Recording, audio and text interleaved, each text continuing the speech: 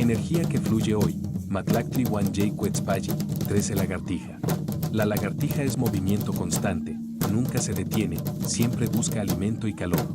Su energía enseña que la disciplina es vitalidad en acción, que prosperar requiere atención y agilidad.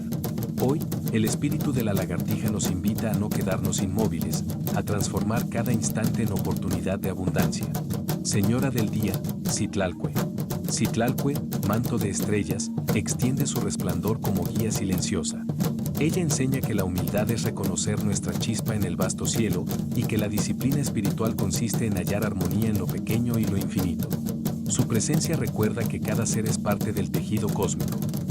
Señor de la noche, Mictlantecutli. Mictlantecutli, guardián del Mictlán, abre las puertas del tránsito eterno. Su energía nos muestra que la disciplina es aceptar el fin como raíz de continuidad.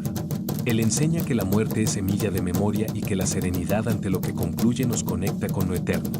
Ave del día, Cochotl.